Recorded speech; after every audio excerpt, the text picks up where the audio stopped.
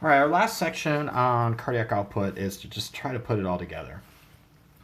So, in the event of exercise, being chased by a bear, your leg is cut off, any types of duress, there is there needs to be a way to integrate all these mechanisms so that we can show how cardiac output is increased and what is happening with stroke volume as well as heart rate. So, if we look at our equation, cardiac output, let's just put CO down here. We want to either increase or decrease cardiac output, depending on what's happening. So if we want to increase, chased by lion,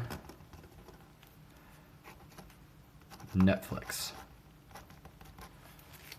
So we don't really need much cardiac output to sit and watch Netflix. But if we're being chased by the lion, all kinds of things are, all bets are off, if you will.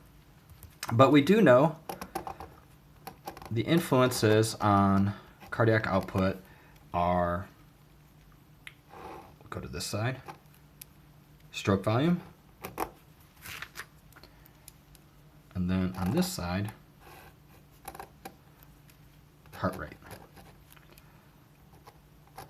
So we need to take in and integrate all the influences that have an effect on heart rate, either to increase or decrease heart rate, and then the factors that increase or decrease our stroke volume.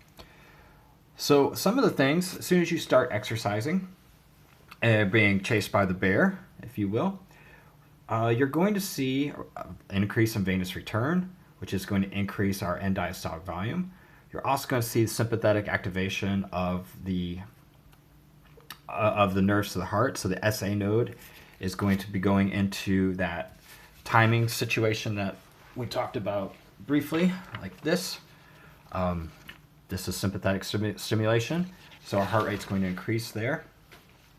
We're also going to see an increase in plasma ephedrine, and all of these are going to combine to increase our stroke volume. So let's just say, let's go with the case of the lion right here.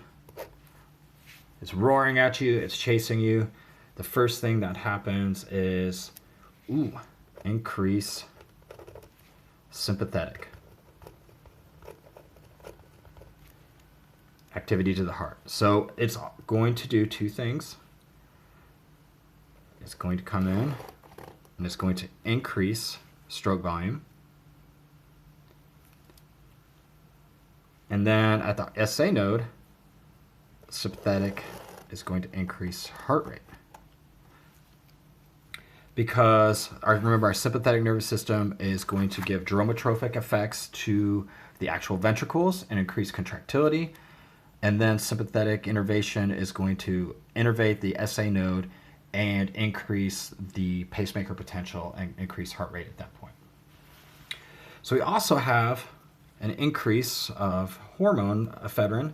The kidneys are producing, or the adrenal glands on top of the kidneys are producing that, and we'll get an increase of plasma epi.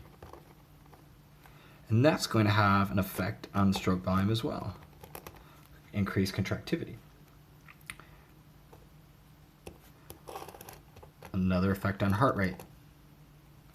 And then our parasympathetic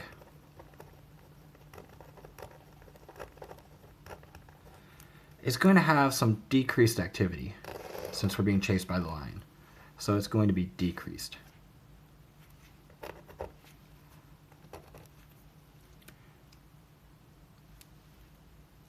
And then that takes into account all the things that are happening to increase our cardiac output. So the lion's chasing us. Our sympathetic nervous system recognizes it, sends the signal to increase our stroke volume, increase the heart rate at the SA node. Parasympathetic is decreasing, so it is relieving its brake from the heart rate and allowing it to increase. The kidneys are responding by an increase of plasma epinephrine, which is going to activate adenyl cyclase, produce cyclic AMP, and amplify that. and allow the L-type calcium channel, the dihydropyridine receptor, to let in some calcium, which is going to prime the renin receptor, allow more calcium to release. Calcium is going to bind with troponin, and cross-bridge cycling will increase on that, so that our heart rate will increase. If we're sitting around Netflixing, doing nothing, our cardiac output is not nearly, we don't need as much, so it'll be closer to rest at around 5 liters a minute. Our parasympathetic is going to be our driver at this point. It's going to have increased activity at the SA node, driving our heart rate down to approximately 60 beats a minute.